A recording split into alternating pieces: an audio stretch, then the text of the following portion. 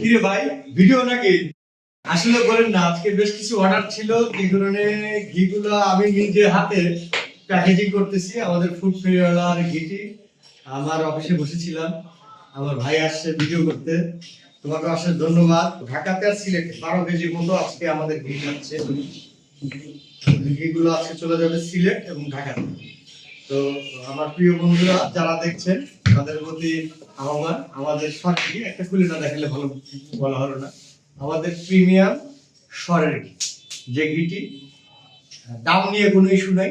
আপনি একবার খেয়ে দেখতে হবে, ঘির গুণগত মান আপনাকে যাচাই করতে হবে, এবং আমাদের কিভাবে আমরা পলি করি এবং আমাদের ঘিটি আসলে কতটা অথেন্টিক একবার না খাইলে বুঝবেন না। দামে জিতেন না, মানে জিতেন, এই কথাটা আপনার প্রতি আমরা আহ্বান থাকলো।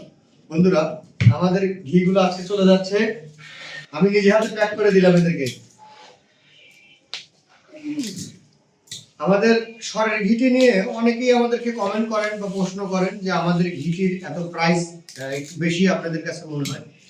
আসলে অথেন্টিক কোনো জিনিস খেতে চাইলে রেটের কথাটা আসলে রেট নিয়ে যদি ভাবেন, কখনো অথেন্টিক জিনিস খাওয়া যায় না। এটা আসলে যে যেভাবে বলুক, আমরা সিরাজগঞ্জের মানুষ, প্রান্তিক এলাকায় আমাদের বাড়ি, আমরা একটু ডিফারেন্ট কাজ করছি আপনাদের জন্য। আমাদের ঘিটির রেটটা, যদিও আবারও বলছি, আমরা নিজেরাই বলছি, আমাদের ঘিটার রেটটা একটু বেশি হওয়ার কারণ সরের ঘি। আসলে ক্রিমের ঘি আমরা খুব শীঘ্রই আপনাদেরকে দেবো। আপনারা অনেকেই আমাকে বলছেন, জানাইছেন যে আমাদের ক্রিমের ঘি আপনাদের রেটটা একটু বেশি হচ্ছে। তখন আমি তাদেরকে বলবো, আমাদের তরফ থেকে তাদেরকে বলতেছি যে এটা একটু করো। তো আমি তাদেরকে বলতেছি যে আসলে আমাদের এই ঘিটি গুণগত মান কতটা অথেন্টিক, আপনি যদি একবার না খান তাইলে আসলে আপনি বুঝতে পারবেন। আমাদের এই ফুড ফেরিওয়ালা সরের ঘি একবার হলেও খেয়ে দেখবেন, আমাদের সরের ঘির মানটা কেমন সেটা জানাবেন। তবে একটা কথা, একদম ক্যাশ অন ডেলিভারি, আপনি অর্ডার করতে একটি টাকাও লাগবে না, টাকাও আপনি আমাদের সাথে যোগাযোগ করবেন, আমাদের হোয়াটসঅ্যাপ নাম্বারে এবং আমাদের ওয়েবসাইটে।